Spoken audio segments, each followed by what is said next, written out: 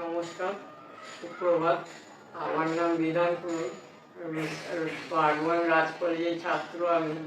আজ আর্যদের আদিবাসী সম্পর্কে একটি ডেমনস্ট্রেশন দিচ্ছি। আর্য কারা? আগে জানতে হবে আর্য কারা। আর্য বলতে আমরা বুঝি যে ইন্দো ইউরোপীয় ভাষাগোষ্ঠী থেকে যারা এসেছে বা ইন্দো ইউরোপীয় ভাষাগোষ্ঠী যে ভাষার যারা অন্তর্গত সেই সব মানুষদেরকে আর্য বলে জেনে থাকি। এবার বলছে আর্যদের আদি বাসস্থান কোথায় ছিল সে নিয়ে একটি বক্তব্য রয়েছে। আর্য বলতে ইন্দো ইউরোপীয় ভাষাভাষী মানুষদেরকে বুঝেছে। এবার আর্যরা কোথায় থেকে এসেছে? আর্যরা কি ভারতীয় ছিল নাকি ভারতের বাইরে থেকে এসেছে? এ নিয়ে ঐতিহাসিক মহলে নানা বিতর্ক রয়েছে। ঐতিহাসিকদের মধ্যে কেউ কেউ বলেছেন যে আর্যরা ছিল ভারতীয়, আবার কেউ কেউ বলেছেন যে আর্যরা ছিল ইউরোপীয়। এই নিয়ে ঐতিহাসিক গঙ্গানাথ ঝা বলেছেন যে আর্যরা গঙ্গা ও যমুনা নদীর সঙ্গম স্থলে বিস্তৃত ব্রহ্মর্ষি দেশে আর্যদের আদিবাসী ছিল। অন্যদিকে ডক্টর DS ত্রিবেদী উল্লেখ করেছেন যে আর্যরা ভারতীয়ই। আবার এদের বক্তব্যকে সমালোচনা করেছেন অনেকে, দিয়ে বলেছেন যে আর্যরা ভারতীয় নয়, কারণ আর্যরা যদি ভারতীয় হতো তাহলে আর্যদের যে ভারতে বসবাস করেছে তার জন্য তারা প্রত্নতাত্ত্বিক প্রমাণ লেগে যেত, কিন্তু সেরকম কোনো প্রত্নতাত্ত্বিক প্রমাণ পাওয়া যায় না। আবার অন্যদিকে দেখা গিয়েছে যে আর্যরা যদি ভারতীয় হতো তাহলে ভারতের বাইরে মানে ইউরোপে যদি ছড়িয়ে পড়ে তাহলে ভারতের মধ্যে সবার আগে ছড়িয়ে পড়তো, কিন্তু সে দেখা গিয়েছে যে আর্যরা দক্ষিণ ভারতের দিকে ছড়িয়ে পড়েনি। এর থেকে প্রমাণিত হচ্ছে যে আর্যরা ভারতীয় নয়। আবার অন্যদিকে ইউরোপীয় ঐতিহাসিকরা বক্তব্য দিয়েছেন যে আর্যরা হচ্ছে ইউরোপীয়, কারণ ঋগ বৈদিক যুগে বৈদিক সাহিত্যগুলিতে যে সকল গাছ পশু পাখি উল্লেখ আছে, যেমন উট, তারপরে হচ্ছে যে উট ও ইউরোপীয় অন্যান্য পশু পাখি, সেগুলি ইউরোপে পাওয়া যায়। যেমন বাঘ, সিংহ, হরিণ যেগুলি ভারতের প্রাণী সেইগুলির উল্লেখ সেভাবে পাওয়া যায় না। এর থেকে প্রমাণিত হয় যে আর্যরা ছিল ইউরোপীয়। আবার অন্য ঐতিহাসিক যেমন বালগঙ্গাধর তিলক তিনি বলেছেন যে আর্যরা উত্তর মেরু অঞ্চলে বসবাস করতেন, কেননা উত্তর মেরু অঞ্চলে তাদের অনেক কিছু প্রমাণ পাওয়া গেছে, কিন্তু আধুনিক ঐতিহাসিকরা এই বক্তব্যে খারিজ করেছেন, কারণ উত্তর মেরু অঞ্চলে প্রবল শৈত্যপ্রবাহ শীতের কারণে সেখানে মানুষ বসবাস করতে পারে না সেইভাবে, তাই একটি সভ্যতা কখনো গড়ে উঠতে পারে না। তাই আর্যদের কোনোভাবেই সেই অঞ্চলে বসবাস করা সম্ভব নয়। তবে আবার ম্যাক্স মুলারের মতো ঐতিহাসিকরা বলেছেন যে আর্যদের দুটি গোষ্ঠী ছিল। একটি গোষ্ঠী ইউরোপের দিকে চলে গেছে, অপর একটি গোষ্ঠী ভারতের দক্ষিণ প্রান্তে এসেছে এবং ভারতীয় উপমহাদেশে বসবাস করতে শুরু করেছে। তবে সব থেকে গুরুত্বপূর্ণ যিনি বক্তব্য দিয়েছেন তিনি হলেন ব্রান্ডেনস্টাইন মত দিয়েছেন যে আর্যরা কিরগিজের তৃণভূমির অঞ্চলে বসবাস করতেন।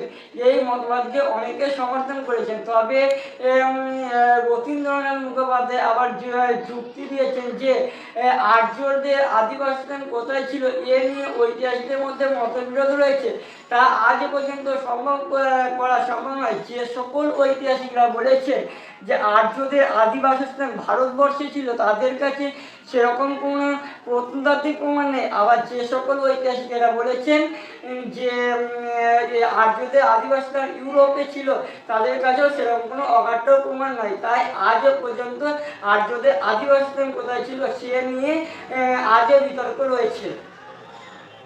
আমার একটা প্রশ্ন আছে। বলুন। প্রশ্নটা হলো এটাই, এতগুলো মতামত তুই আলোচনা করেছিস, তোর কোন মতামতটা বেশি বিশ্বাসযোগ্য বলে মনে হয়েছে? একজন ইতিহাসের ছাত্র হিসেবে তুই কোন মতামতটাকে বেশি তথ্য প্রমাণ যুক্তি দিয়ে সেটাকে বিচার করেছিস বা সেটা তোর সত্য বলে মনে হয়েছে? আমার তো স্যার প্রথমেরটা মনে হচ্ছে মানে কোন আর্যরা বক্তব্য ভারতীয়ই ছিল। সেটা আরেকবার বল, কোন বক্তব্যটাকে মনে হচ্ছে বল। যে আর্যরা ভারতীয় ছিল, ভারতের মধ্যে তাদের বসবাস ছিল, কেননা আর্যদের যে সকল গ্রন্থ গ্রন্থ পাওয়া যায়, ঋগ্বৈদিক যুগের যে বিভিন্ন গ্রন্থ পাওয়া যায়, সেই গ্রন্থগুলিতে তাদের বিভিন্ন জীবনযাত্রার পরিচয় পাওয়া গেছে। তারা যে সকল অঞ্চলে ছিল, যেমন দেবিকা নদী অববাহিকা বলছেন, ডিএস ত্রিবেদী, সেগুলি ভারতের পক্ষে সমর্থন করছে। তাই মনে করা হচ্ছে যে আর্যরা ভারতীয়ই ছিল। তুই মনে করছিস আমি সেটা? মনে করছি। হুম। নমস্কার, আমি বর্ষা পাল। আমি কানলা কলেজের ছাত্রী। আমি আজকে একটি বিষয়ে ডেমনস্ট্রেশন দেব। সেটি হচ্ছে যে বাংলায় যে পাল বংশের ইতিহাস, সেই বিষয়ে আজকে আমি বলবো। তো আমরা জানি যে গৌড়রাজ শশাঙ্কের মৃত্যুর পর প্রায় 650 খ্রিস্টাব্দ থেকে 750 খ্রিস্টাব্দ পর্যন্ত সারা বাংলায় একটা অরাজকতা বিরাজমান ছিল, যাকে আমরা মাৎসন্যায় হিসেবে জেনে থাকি। তো এই সময় বিভিন্ন স্থানীয় যে ছোট বড় সামন্ত রাজারা, তারা নিজেদের মধ্যে যুদ্ধে কি হানাহানিতে লিপ্ত থাকছে। তো এই যে ব্যাপারটা থেকে মুক্তির জন্য, একটা সমাধানের জন্য তারা একটা রাজা নির্বাচন করেছিলেন। তিনি হচ্ছেন যে গোপাল। তো শুরু মানে 750 খ্রিস্টাব্দে তো শুরু হয়, গোপালের হাত ধরে পাল বংশের সূচনা হয়। তো এই পাল বংশের রাজারা এর পরবর্তীতে দীর্ঘ 400 বছর ধরে বাংলার এক বিস্তীর্ণ অঞ্চলে শাসন করেছিল। এবার পাল বংশের ইতিহাস আমরা কোথা থেকে জানতে পারি? সেটা হচ্ছে খলিমপুর তাম্রশাসন থেকে।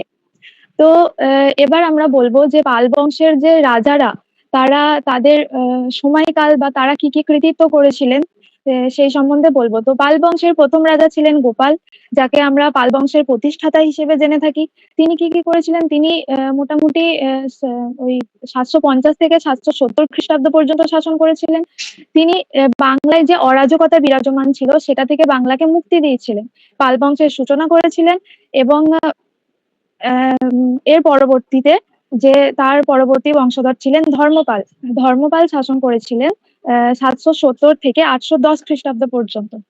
তো গোপালকে পাল বংশের প্রতিষ্ঠাতা বলা হলেও ধর্মপালকে প্রকৃত প্রতিষ্ঠাতা বলা হয়, কারণ তিনি পাল বংশের যে বিস্তার, পাল বংশকে অনেক শক্তিশালী করে তুলেছিলেন এবং পাল বংশকে সুদূর উত্তর ভারত পর্যন্ত তার যে সীমানা, সেটাকে নিয়ে গিয়েছিলেন।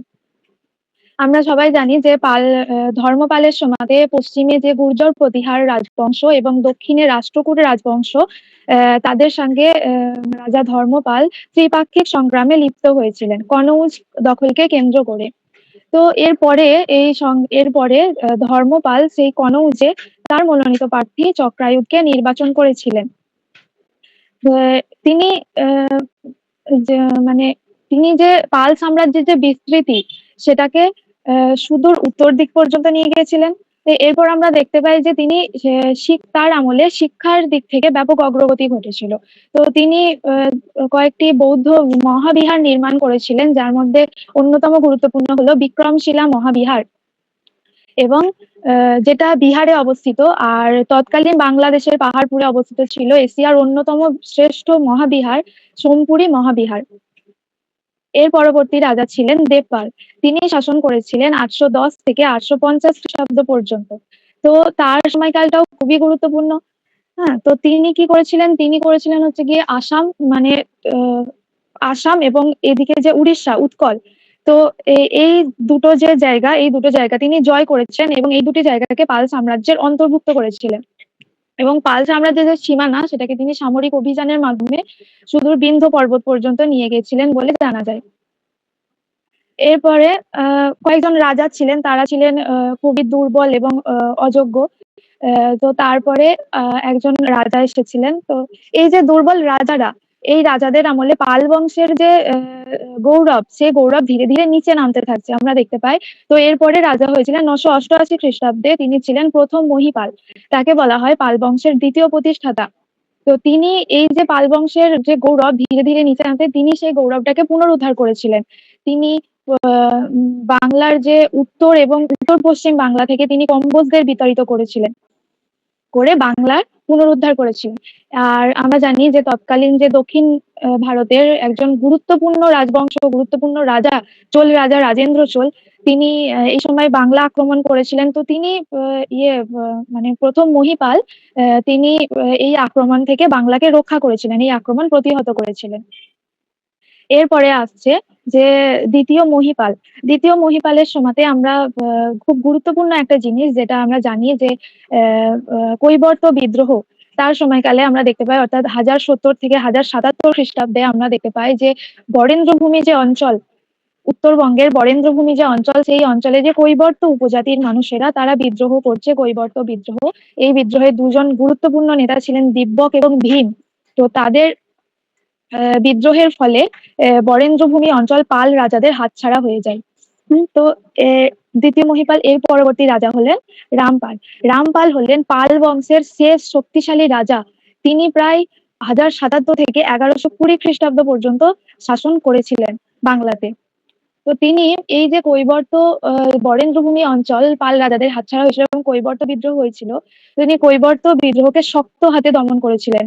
অর্থাৎ তিনি যে কৈবর্ত বিদ্রোহের যে নেতা ভীমের সাথে এক রক্তক্ষয়ী সংঘর্ষে লিপ্ত হয়েছিলেন এবং তিনি বরেন্দ্রভূমি অঞ্চল পুনরায় পাল পাল যে সাম্রাজ্য তার অন্তর্ভুক্ত করেছিলেন। তো রামপালের ইতিহাস সম্বন্ধে আমরা জানতে পারি একটা গুরুত্বপূর্ণ, খুবই গুরুত্বপূর্ণ কবি সন্ধ্যাকর নন্দীর রামচরিত থেকে। তো এই যে রামপাল, তার সময়কালেও একটা গুরুত্বপূর্ণ বিশ্ববিদ্যালয় বা মহাবিহার নির্মাণ হয়েছিল, সেটা হচ্ছে জগদ্দল মহাবিহার। এরপর আসছে দেখতে পাচ্ছি যে পরবর্তী যে রাজারা ছিলেন তারা ছিলেন একটু দুর্বল। শেষ রাজা, পাল বংশের যে শেষ রাজা তিনি ছিলেন মদন পাল। হ্যাঁ, তিনি তার যে দুর্বলতা এবং অযোগ্যতার কারণে তখন যে আমরা জানি যে সেন বংশের রাজা বিজয় সেন, তিনি মদন পালকে আক্রমণ করেছিলেন, পরাজিত করেছিলেন এবং বাংলায় পাল বংশের শেষ হয়ে যায়। বাংলায় পাল বংশের শেষ এবং সেন বংশের সূচনা হয়। এই হলো পাল সাম্রাজ্যের ইতিহাস। তো এবার আমরা জানবো যে পাল বংশের যে রাজারা তারা কিভাবে, মানে প্রশাসনিক দিকটা কিরম কিরম ছিল। তারা প্রশাসনিক পরিচালনার সুবিধার জন্য তারা প্রশাসনকে কয়েকটি বিভাগে ভাগ করেছিলেন। যেমন সব থেকে নিম্ন স্তরে ছিল গ্রাম, কয়েকটি গ্রাম নিয়ে তৈরি হতো একটি মন্ডল, আবার কয়েকটি মন্ডল নিয়ে তৈরি হতো একটি বিষয়, অর্থাৎ যেটাকে জেলা বলা হয়, জেলা হিসেবে আর কি ধরা হয়। কয়েকটি মন্ডল নিয়ে আবার তৈরি হয় একটা ভুক্তি, অর্থাৎ ভুক্তি ছিল একটি বৃহত্তম প্রদেশ। ধর্মের দিক থেকে পাল রাজাদের, ধর্মের দিক থেকে বলা যায় যে পাল রাজারা ছিলেন বৌদ্ধ ধর্মের একদম প্রকৃষ্ট অনুরাগী। তবে এটা জানা যায় যে তারা বৌদ্ধ ধর্মের অনুরাগী হলেও তারা অন্যান্য যে ধর্ম, হিন্দু ধর্ম, মুসলিম ধর্ম, অন্যান্য যে ধর্ম, তাদের প্রতি সহনশীল ছিলেন এবং তাদেরকে বিভিন্ন সুযোগ সুবিধা প্রদান করতেন, তাদেরকে বিভিন্ন দান ধ্যান করতেন। তা পাল রাজাদের সময়কালে অতীশ দীপঙ্কর নামে একজন বৌদ্ধ পণ্ডিত, তিনি বৌদ্ধ ধর্মের ব্যাপক প্রসার ঘটান এবং আমরা জানি যে বিক্রমশিলা মহাবিহারে তিনি একসময় অধ্যক্ষ হিসেবে দায়িত্ব পালন করেছিলেন। এরপর আছে শিক্ষা এবং ভাষার দিক থেকে পাল রাজাদের আমলে ব্যাপক অগ্রগতি ঘটে, কারণ আমরা দেখছি যে বিভিন্ন মহাবিহার নির্মাণ হচ্ছে, যেমন গোপালের সময়কালে উদন্তপুরী মহাবিহার নির্মাণ হয়েছে। তারপর ধর্মপালের সময়তে যে বিক্রমশিলা এবং যে সোমপুরী মহাবিহার, দেবপালের সময়ে তিনি যে নালন্দা বিশ্ববিদ্যালয় তার সংরক্ষণের জন্য 5টি গ্রাম দান করেছিলেন, সেটা হচ্ছে যে ওই একজন শৈলেন্দ্র বংশীয় রাজাদের অনুরোধে তিনি করেছিলেন। তো এই সময় শিক্ষার ব্যাপক অগ্রগতি ঘটছে এবং যেটা খুব গুরুত্বপূর্ণ জিনিস সেটা হচ্ছে বাংলা ভাষার যে আদি নিদর্শন অর্থাৎ চর্যাপদ, সেই চর্যাপদ কিন্তু পাল রাজাদের আমলেই রচনা হচ্ছে, আমরা দেখতে পাচ্ছি। এবার আসছে যে চিত্রকলা। আমরা জানি যে পাল রাজাদের আমলে চিত্রকলা অর্থাৎ তাল পাতার উপরে ক্ষুদ্র ক্ষুদ্র চিত্রকলার অঙ্কন এই সময়কালে দেখা যায়। তারপর ভাস্কর্য শিল্পের দিক থেকেও ব্যাপক অগ্রগতি দেখা যায়। ব্রোঞ্জ এবং পাথরের শিল্পের উপরে ব্যাপক অগ্রগতি দেখা যায়। এর দুইজন বিখ্যাত ভাস্কর্য শিল্পী ছিলেন, আমরা জানি যে ধীমান এবং বীরপাল। তো এভাবে বলা যায় যে পাল রাজারা যে একসময় বাংলাকে শাসন করেছিলেন, হ্যাঁ, তো পাল বংশের যে যোগ্য রাজারা যারা খুবই শক্তিশালী ছিলেন, প্রথম দিকের রাজারা তারা খুব শক্তিশালী ছিলেন এবং পাল বংশকে একটা গৌরব প্রদান করেছিলেন, যা আমাদের বাংলার ইতিহাসে এক গৌরবোজ্জ্বল অধ্যায়। কিন্তু পরবর্তীকালে বিভিন্ন পাল রাজাদের দুর্বলতা এবং অযোগ্যতার কারণে পাল সাম্রাজ্যের গৌরব ধীরে ধীরে নিচে নামতে থাকে এবং যার ফলস্বরূপ আমরা দেখতে পাই যে রাজা বিজয় সিং কর্তৃক মদন পালকে আক্রমণ এবং পাল সাম্রাজ্যের দি এন্ড হয়ে গেছে। আমি ফিডব্যাকটা তোমাকে করে দিচ্ছি, আমি কিছু প্রশ্ন করে নেব। প্রথম প্রশ্ন, তুমি প্রথমে শুরুটা করেছিলে শশাঙ্কের মৃত্যু পরকে অরাজকতা, যাকে আমরা বাংলায় মাস্টার ন্যায় বলি, তাকে কেন্দ্র করে। এই অরাজকতা বলতে তুমি কি বোঝাতে চেয়েছো? তোমার কনসেপ্টে অরাজকতা জিনিসটা কি? অরাজকতা অর্থাৎ যে শশাঙ্কের মৃত্যুর পর বাংলায় কোনো শক্তিশালী রাজা ছিল না। তো এই সময় যে স্থানীয় যে সামন্তরা তারাই আর কি নিজেদের যে অঞ্চল তারা নিজেদের মতো করে শাসন করত। এবার আমরা দেখতে পাচ্ছি যে যে যে শক্তিশালী একজন সামন্ত রাজা এবং কম শক্তিশালী একজন সামন্ত রাজাকে আক্রমণ করছে, সে তার সাম্রাজ্য মানে সে তার অঞ্চলটাকে দখল করছে। আবার আরেকজন যে তার থেকে আরেকজন শক্তিশালী সামন্তরা তারা আবার তাকে আক্রমণ করছে, দিয়ে তার অঞ্চলটা দখল করছে। তো এইভাবে যেমন আর কি মাছরাঙাই বলা হয়, যেমন পুকুরের বড় মাছ ছোট মাছকে গিলে খায়, ঠিক সেইভাবে শক্তিশালী আর কি সামন্ত রাজারা ছোট কম শক্তিশালী রাজাদের ইয়ে মানে তাদের অঞ্চলটা দখল করছে। তো এইভাবে একটা রাজনৈতিক যে অস্থিরতা তৈরি হচ্ছে বাংলায়, সেটাকেই আর কি বলা হয় যে অরাজকতা। আচ্ছা, তাহলে তোমার বক্তব্য হচ্ছে যে রাজনৈতিক অস্থিরতার কারণে অরাজকতা। তাহলে তোমার একটা কথাতে আমি কি এটা ধরে নেবো যে রাজনৈতিক অস্থিরতা ছিল, অর্থনৈতিক অস্থিরতা ছিল না? অর্থনৈতিক একটা স্ট্রং ছিল। না, সব দিক থেকেই ছিল, যেহেতু যে রাজনৈতিক দিক থেকে অর্থাৎ একজন যে আরেকজনকে আক্রমণ করছে, আবার আরেকজন এইভাবে তো অর্থনীতির দিকটাও তো মানে পিছিয়ে পড়ছে আস্তে আস্তে। তো সেটাও একটা গুরুত্বপূর্ণ দিক। সব দিক থেকেই মানুষ স্থিরভাবে একজন যে অঞ্চল যে পরিচালনা করার জন্য স্থিরভাবে সে করতে পারছে না, কারণ একজন আক্রমণ করছে, তার একটা ভয় থাকছে, সেই জন্য চারিদিক থেকেই অস্থিরতা তৈরি হচ্ছে। নমস্কার, আমার নাম রুদ্র দাস। আমি কালনা কলেজের 7th সেমিস্টারের ছাত্র। আজ আমার টপিক ডেমনস্ট্রেশনের টপিক হলো হরপ্পা সভ্যতা বা সিন্ধু সভ্যতা। এই হরপ্পা সভ্যতা ভারতের একটি অন্যতম প্রাচীন নগরকেন্দ্রিক সভ্যতা। হরপ্পা সভ্যতাকে ঐতিহাসিকরা সিন্ধু সভ্যতা বলেও উল্লেখ করেছেন, কারণ এই সভ্যতা সিন্ধু নদী অববাহিকা ও সিন্ধু নদী অববাহিকা সহ 7টি নদীকে কেন্দ্র করে গড়ে উঠেছিল। তাই একে সিন্ধু সভ্যতা বলে উল্লেখ করাও যথার্থ। সিন্ধু সভ্যতা আবিষ্কৃত হয়েছিল 1921 সালে গবেষক দয়ারাম সাহানি ও তার সদস্যদের মাধ্যমে। এই হরপ্পা সভ্যতা বা সিন্ধু সভ্যতা কেবলমাত্র নগরকেন্দ্রিকই ছিল না, এর বিস্তারও ছিল বহুদূর। এর সভ্যতার বিস্তার ছিল উত্তর দক্ষিণে প্রায় 1100 কিলোমিটার এবং পূর্ব পশ্চিমে প্রায় 1600 কিলোমিটার, যার অবস্থান ছিল হরিয়ানা, পাঞ্জাব, উত্তরপ্রদেশ প্রভৃতি অঞ্চল। এখন প্রশ্ন থেকে যায় যে হরপ্পা সভ্যতার প্রকৃত সময়কাল কি? এই সময়কাল নির্ণয়কে কেন্দ্র করে ঐতিহাসিক মহলে বিতর্কের অন্ত নেই। তাও বর্তমান দিনের বিভিন্ন আধুনিক প্রযুক্তি ও গবেষণার মাধ্যমে আমরা একটি সময়কাল নির্ণয় করতে পেরেছি C14 বা রেডিও কার্বনের মাধ্যমে, যেটি হলো খ্রিস্টপূর্ব 1600 থেকে খ্রিস্টপূর্ব 1900 পর্যন্ত। এই সময়কালকে মনে করা হয় যে হরপ্পা সভ্যতা তার উন্নতির চরম সীমায় পৌঁছেছিল। হরপ্পা সভ্যতার সবচেয়ে গুরুত্বপূর্ণ ও বিশেষ উল্লেখযোগ্য বিষয় ছিল তার উন্নত নগর পরিকল্পনা, যেটি আজ আমার বক্তব্যের মূল বিষয়। হরপ্পা সভ্যতাতে লক্ষ্য করা যায় যে দুই ধরনের অঞ্চলে মানুষ বসবাস করত।